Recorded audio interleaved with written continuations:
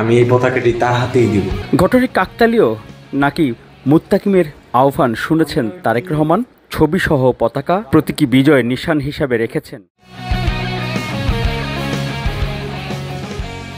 ২৪-এর গণ অভ্যুত্থানের জুলাইয়ের মাঝামাঝিতে যখন উত্তাল সারা বাংলাদেশ, তখন রাজধানীর মিরপুরে সবার উপরে দাঁড়িয়ে লাল সবুজের পতাকা নেড়ে ছাত্র জনতার বিজয় নিশান উড়ান ছাত্রদল কর্মী মুত্তাকিম ইসলাম।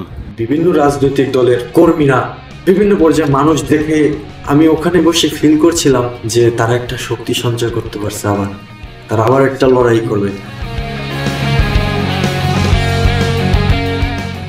আর মুত্তাকিমের সেই পতাকা ওড়ানোর দৃশ্য গোটা জাতিকে উজ্জীবিত করেছিল, সাহস জুগিয়েছিল ফ্যাসিবাদ বিরোধী আন্দোলনে জীবন উৎসর্গ করতেও। পতাকা দেখে অনুপ্রেরিত হয়েছে। সেই মুত্তাকিমের একটি ভিডিওতে কদিন আগে বলতে শোনা যায়, পতাকাটি তিনি রেখেছেন বিএনপির ভারপ্রাপ্ত চেয়ারম্যান তারেক রহমানের জন্য।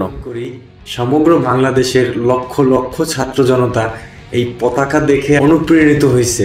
তো সেই পতাকাটি আমি ছাত্রদলের পক্ষ থেকে জনাব তারেক রহমানের জন্য এখনো সংরক্ষণ করে রেখেছি। আমি এই পতাকাটি তার হাতেই দিব। জাতীয়তাবাদী ছাত্রদলের পক্ষ থেকে তারেক রহমানের হাতে পতাকাটি তুলে দিতে চান মুত্তাকিম ইসলাম। ঘটনাটি কাকতালীয় নাকি মুত্তাকিমের আহ্বান শুনেছেন তারেক রহমান? আজ থেকে ঠিক 1 বছর আগে 2024 সালের এই দিনে ফ্যাসিস্ট বাংলাদেশ ছেড়ে পালিয়েছে।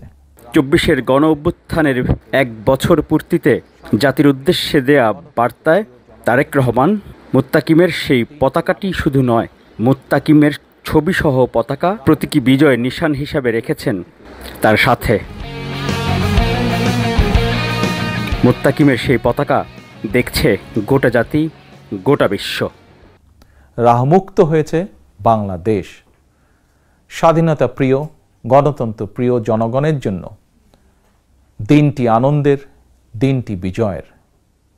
রাহমুক্ত বাংলাদেশের এই দিনটিকে অন্তর্বর্তীকালীন সরকার জুলাই গণ অভ্যুত্থান দিবস হিসেবে ঘোষণা করেছে।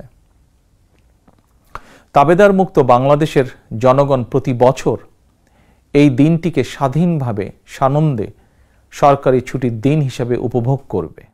বিভিন্ন প্রেশার, বিভিন্ন রাজনৈতিক দলের, এক কথায় সমস্ত ধরনের মানুষ ছিল। দেশের সাধারণ জনতা, একজন রিক্সা চালক শুরু করে একজন ভ্যান চালক পর্যন্ত, একজন বিসিএস ক্যাডার পর্যন্ত, মানে সব ধরনের লোক ছিল।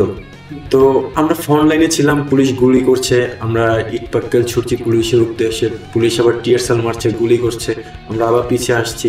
তো অনেক ছাত্র জনতা আর কি টিয়ার সেলের গ্যাস খেয়ে দুর্বল হয়ে যাচ্ছে। আমার মাথার মধ্যে একটা আইডিয়া আসে, আমি তো অনেক ছোট, আমার কমান্ড কি দ্বারা শুনবে?